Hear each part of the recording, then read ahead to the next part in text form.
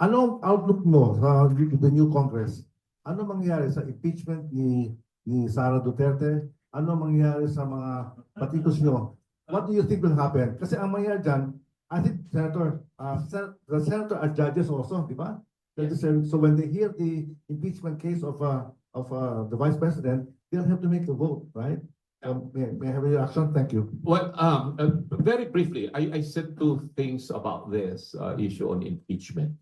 First, okay, itong particular impeachment na ito na ginawa nitong outgoing Congress, nirefer na nila yan sa Senate on February 5. Unahin na natin yung statement ni Toby Chanco. Siya na mismo ang nagsasabi. Maraming mga congressmen, maramihan sa kanila, pumirma sila sa impeachment dahil sa suhol. Pangako, nagkakaroon sila ng maraming kwarta. Bibigay ng national government doon sa mga soft projects or whatever infrastructure projects through promised. That's why many congressmen pumirma ng impeachment. So, was it really based on public interest na kanila pinirmahan yung impeachment na yan? Kung may suhol yan, was not really the own volition of the congressman. So, tainted, fruit of poisonous tree, yung impeachment na yan. Now, kaya nga ako nananawagan sa mga outgoing senators. Anyway, you're going to hold session June 2. You can transform the Senate into an impeachment court. So be it, you can do that.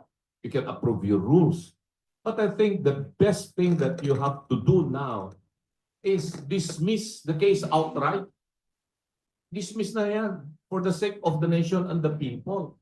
Kasi, klaro na hindi talaga totoong impeachment yung isinampa kay VP Sara. No? And I don't know if they have still the numbers, itong outgoing Senate, maybe they cannot get 16 senators to convict VP Sara. At hindi nila matatapos yan. June 2, maybe they are going to hold session until June 15. They are going to approve first the impeachment rules and then magpapadala ng summon kay VP Sara. Then day siyang ibibigay. Then, hindi pa nakakasagot si VP Inday Sara, wala na. Mag-a-adjourn na itong old Congress, itong 19th Congress, and then wait for the new Congress. And the new Congress will convene only on the 4th Monday of July. That is when you can say na ma-organize ang Senado at ang Kongreso. So it is only during that time na i-revive nila itong impeachment, kung i-revive nila. Ang opinion ko kasi, itong impeachment case na sinampa noong February 5 is a product of the old or outgoing Congress. So it is a pending matter under the old Congress. At alam niya ni Ma'am Nikki, sa House of Representatives, pagdating ng June 30, wala ng House of Representatives. Completely not a continuing body. Sa Senate, kasi may naiwang 12 senador, base doon sa mga decision ng Supreme Court, starting in the case of Neri versus Senate of the Philippines, Garciliano versus House of Representatives, Romero versus Estrada, and very recently, Arvin Balag versus the Senate of the Philippines. Sinabi ng Supreme Court, the Senate is a continuing body, despite the fact that there are only 12 senators that would be left in every Congress. But all pending matters in the Senate cannot be continued. No? It will be optional for the new Senate to take cognizance of all pending matters as if filed for the first time. So, yun ang rule. Kaya pag may nakapending na bill sa Senate, i-refile mo uli yan. I-refile mo. Pag may nakapending na matter pursuant to ratification of treaties, kasi the Senate has the sole power to ratify treaties, i-refile uli yung ratification. Of course, the proceedings that took place in the discussion before the committee in the Senate of a particular bill or a particular treaty to be ratified can be adopted by the new Senate. No? Impeachment is also a matter that is pending.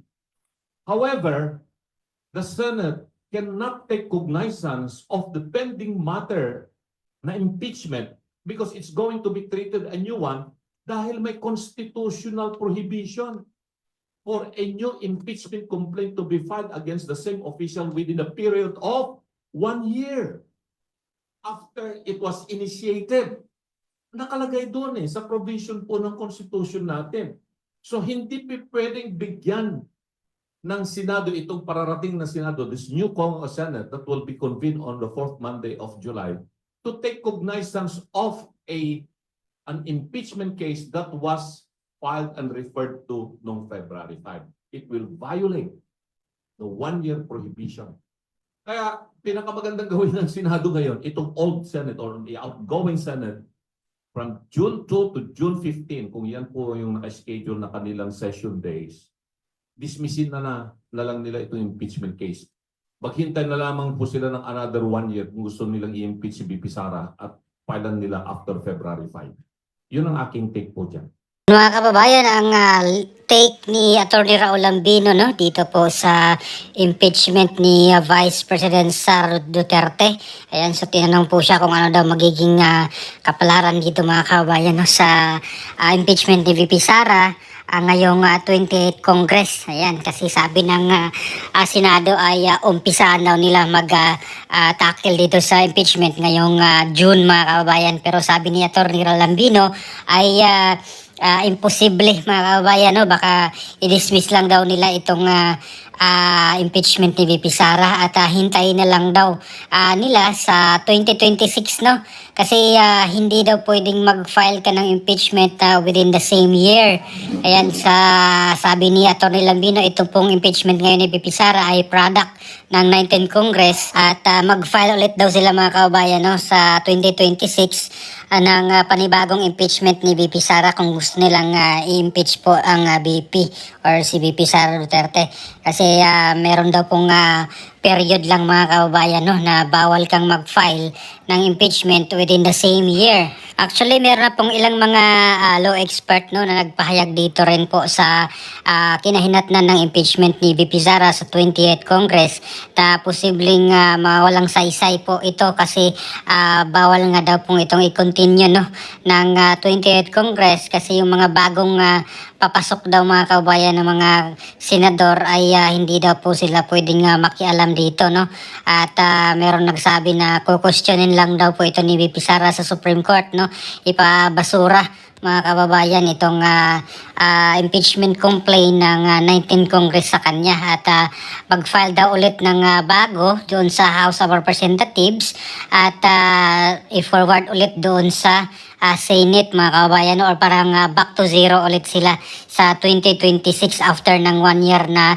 regulatory period. Ayan, so February 5 ata na pasa ito na forward doon sa Senate sa upper house. Kaya hintayin muna ng February 5, 2026 siguro bago maka-file ulit ng or mapasa ulit doon sa Senado mga kababayan itong impeachment complaint laban kay VP Sara Duterte. So ano pong opinion niyo mga kababayan ito'y ilan lamang po sa mga nagsabi na mga pro Duterte supporters. Ayan. At meron naman pong iba na nagsabi doon sa kabilang side na gaya po kay dating Senate President Drilon na umpisan agad daw itong impeachment, mga ganyan.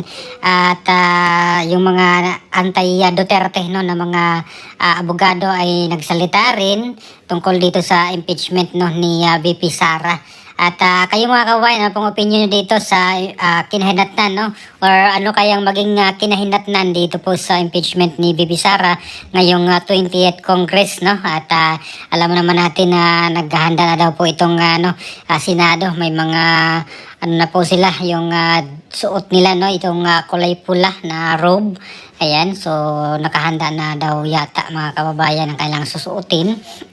At kampante naman din po si VP Sara dito sa kanyang impeachment trial at confident naman po siya at ito ang gusto niyang mangyari talaga yung may trial para daw mapaliwanag niya ng husto yung kanyang side. So ano pong opinion niyo mga kababayan? Please comment down below. Maraming salamat. God bless po sa ating lahat.